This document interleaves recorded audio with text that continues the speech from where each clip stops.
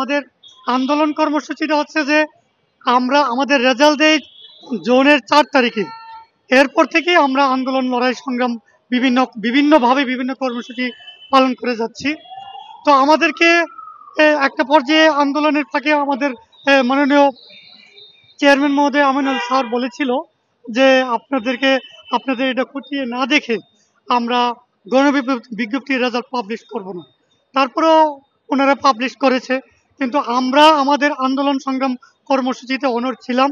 তারই ধারাবাহিকতায় গত 31শে আগস্ট থেকে আমরা অবস্থান কর্মসূচি পালন করি এবং গত 16 তারিখ থেকে আমরা অনশনে যাই। তারপর গতকাল আমাদের একটা প্রতিনিধি দল সচিবালয়ে যায়। সচিবালয়ে গিয়ে আমাদের কর্ণধার, আমাদের মাথার তাজ মাননীয় শিক্ষা সচিব রেহানা পারভিন ম্যাডামের সাথে ওনার সাথে কথা বলে উনি আমাদের এই আর্তনাদ, আমাদের যে চোখের জল, আমরা যে না খেয়ে দুঃখে দুঃখে মরে যেতে চেয়েছিলাম, অনশন মানেই তো না খেয়ে দুঃখে দুঃখে মরে যাওয়া। উনি উনি হৃদয় থেকে আমাদেরকে বলেছেন যে আপনারা এতদিন এত পরিশ্রম করে যাচ্ছেন, কি বলেন। তারপরে আমাদের যে ভাই বোনগুলো অসুস্থ, যারা মেডিকেলে আছে, তাদের রিপোর্টগুলো দেখেছেন।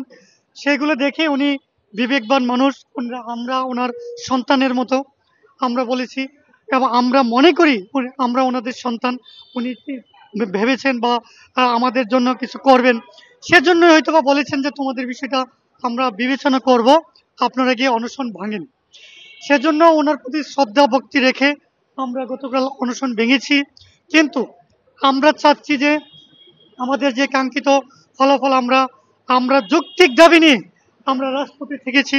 আমরা কুকুর বিড়ালের সাথে আমরা দিন কাটাচ্ছি, রাত কাটাচ্ছি, কিন্তু তারই ধারাবাহিকতায় আমরা আমাদের কাঙ্ক্ষিত ফল, একটা সনদ, আমরা এই ফল এবং আমাদের সনদ নিয়ে আমরা হাসি মুখে বাড়ি ফিরে যেতে চাই।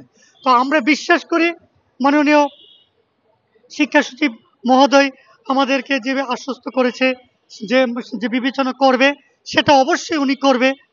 আমরা ওনাদের সন্তানের মতো, সন্তানদের দিকে মা বাবা অবশ্যই তাকাই। সে চিন্তা করে, সেই বিবেচনা থেকে আমরা আশা করি যে আমাদের জন্য কিছু একটা করবে।